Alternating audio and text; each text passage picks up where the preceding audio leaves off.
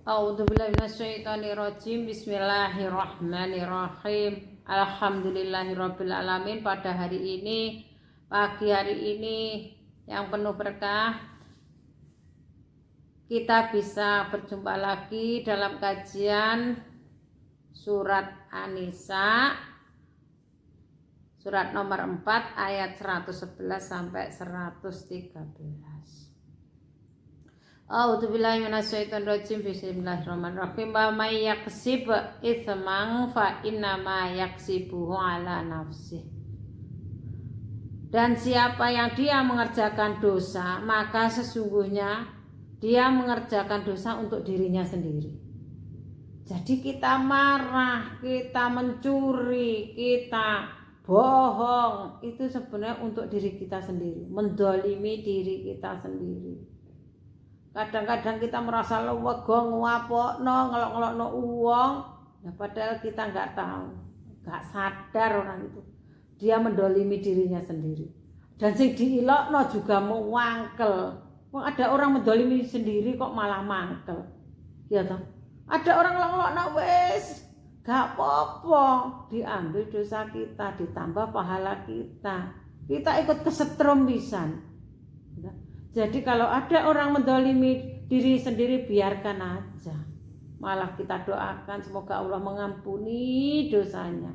Ya, jadi kita nggak perlu kesetrum. Nah itulah orang-orang yang belum paham bahwa seolah-olah nek kita dolim, kita mencuri, kita bohong, itu adalah membohongi orang lain. Padahal itu membohongi diri sendiri. Yang tahu itu betul atau salah adalah diri sendiri. Wa kana Allahu aliman hakima. Dan Allah adalah maha mengetahui, maha bijaksana. Makanya, tahu aku makanya dimarahi, aku makanya marah seperti ini. Tak ilok-ilok no dek. Karena apa? Allah maha tahu, bukan begitu. Ya toh? Kamu mendolimi dirimu sendiri dan Allah bijaksana. Kamu ngilok-ngiloknya orang, berarti kamu akan mendapat hukumnya nanti dapat hukumannya di akhirat. Di dunia aja udah. Kalau orang sering ngelok-ngeloknya orang, rasanya orang pasti dijauhi teman. Orang medit seolah-olah dia mengumpulkan harta, tapi banyak orang nggak suka. Dan bahkan banyak orang ngeklaim, ya toh, wes alhamdulillah aku mau wakil mbak Arek iku gak tak wei, gak tak bagi, itu mendolimi dirinya sendiri. Dia dititipi orang, harusnya haknya dia, karena marah dia nggak ngasih, dia mendolimi dirinya sendiri. Wa may yaksib khati'atan au isman tsumma yarmi bihi bari'an faqatih tamala buhtana wa ismam mubina. Maka siapa yang dia berbuat kesalahan atau dosa, kemudian ia melomparkan kesalahan dan dosa itu kepada orang yang enggak bersalah, maka sesungguhnya dia menanggung kebohongan dan dosa yang nyata. Banyak brok awake dhewe sing salah iki lho, nabrak, nyalahno orang lain. Orang kok gak hati-hati. Ada orang mak seliut ngene, wis ngamuk, dasar bangsat, ngene lho, ngopo? Kita yang harusnya waspada untuk diri kita sendiri. Akhirnya sudah hati-hati, dek sing gak hati-hati lho lak panggah nyalahne wong liya. Jadi orang kalau paham gak suka marah. Nyetir santai, gak pada ngebel, gak marah-marah. Ada orang ngangkut barang ke waduh, bahaya itu. Untuk orang lain bahaya lah, opo ngono iku. Ya toh, itu orang yang selalu menyalahkan orang lain. Dia enggak pernah mengoreksi dirinya sendiri. Jadi kita itu enggak mudah menyalahkan orang lain. Ada orang kesusu marah-marah. Iku lha apa? Ya mungkin dia ada kompor yang lupa dimatikan atau apa. Kita ini sering kesalahan kita sendiri, marah kita sendiri itu dibebankan kepada orang lain. Dan itu menanggung dosanya sendiri dan kebohongan yang nyata. Kebohongan yang sendiri dan dosa yang nyata. Jadi kita itu jangan suka menyalahkan orang lain. Aku gak gelem kerja gara-gara kowe. Aku gak gelem ngene gara-gara wong-wong. Aku gak ngene gara-gara lu, kan gara-gara. Ya toh, sumbere lah, ngono-ngono iku. Jadi kita itu jangan suka menyalahkan orang. Introspeksi diri. Aku sebenarnya bukan karena orang. Aku males, aku gak ikhlas, Aku ya apa untuk memperbaiki diri aku supaya lebih ikhlas, aku lebih giat, aku lebih bersemangat. Ya, jadi tidak terpengaruh orang lain.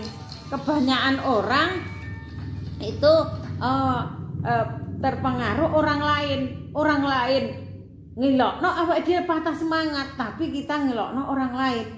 Nah itu kita dosa, malah kita tumpahkan kepada orang lain. Kita sing pertama sumbernya kita yang membuat gaduh, tapi kita malah orang lain gara-gara dia karena. Nah kita jangan sampai seperti itu, ya toh. Walau la fadlullahi alaika wa rahmatuhu lahammat ta'ifatum minhum ayyudilluk. Dan sekiranya tidak karena karunia Allah kepadamu dan kasih sayangnya, tentulah segolongan dari mereka ingin menyesatkanmu. Nek gak karena karunia, awak iki selalu disesatkan orang. Rasulullah begitu. Orang entry untuk menyesatkan kita, maka kita jangan banyak terpengaruh. Ya toh ben ngamuk deh, jajal ya opo. Jadi dia punya maksud niat yang buruk, tujuannya menyesatkan supaya kita marah, supaya kita kacau, supaya dia seneng. Ada orang-orang kayak gitu. Kita ini kan seneng damai, bareng, jamaah. Tapi banyak orang ya toh menggunakan tangannya karena ambisi pribadi, dia membuat kekacauan. Di dalam kekacauan itu tadi dia memanggil manfaat. Jadi kita itu jangan ikut kacau, jarno ae orang kacau apa. Kita lihat aja. Kita jangan masuk di dalamnya, kita lihat. Gak usah kita ikut-ikut di dalamnya. Wa ma yudilluna illa anfusahum wa ma yadurrunaka min syai'in. Dan tidaklah mereka bisa menyesatkan ya toh kecuali terhadap dirinya sendiri. Jadi uang pengen menyesatkan kita, gak iso kayak kita teguh, nek kita sabar, nek kita ikhlas ya toh. Dia menyesatkan mereka gak iso mereka menyesatkan kita. Dia menyesatkan dirinya sendiri. Dan dia tidak akan bisa menyesatkan sedikit pun terhadap kita. Nah kita itu nanti penyesalan yang luar biasa. Aku biar gara-gara ini ikut dia, gak bisa, nafsi. Anak gak bisa, gak ada urusan dengan orang tua. Orang tua gak udah urusan dengan anak. Suami istri gak ada hubungannya nanti di akhirat. Semua sibuk dengan dirinya sendiri. Semua menyelamatkan dirinya sendiri. Bayangkan saknil ini. Ya toh pahalamu gak boleh kamu diambil saknilnya ini kamu masuk neraka. Masih sing jaluk ibumu pasti gak kau kasihkan. Wis gak apa-apa ibu. Kalau sekarang aku gak makan, Feby makan, oke, gak apa-apa. Mungkin mama sakno kasihkan, boleh. Tapi kalau nanti ya toh sudah gak akan pernah ada. Contohnya sekarang di dunia corona. Kamu misalnya kena corona, kamu pengen pulang, pasti gak boleh sama mama. Udah di sana di luar, kamu di rumah sakit. Kamu juga begitu. Kalau papamu kena corona, udah gak boleh kita ketularan, nanti kita mati semua. Pasti gak boleh. Di akhirat pun seperti itu. Kalau kita sudah, enggak aku nanti ngalah, gak ada kata ngalah nanti di akhirat. Semua kepada kebaikannya sendiri-sendiri. Ya toh, semua menanggung dosanya sendiri-sendiri. Jangan banyak menyalahkan orang lain dan menganggap kita benar. Ya, itu kebanyakan manusia. Gara-gara mama sih, gara-gara papa sih, gara-gara kamu sih. Nah, kayak gitu itu yang banyak dan itu dosa besar. Wa anzalallahu alaikal kitaba wal hikmata wa 'allamaka ma lam takun ta'lam.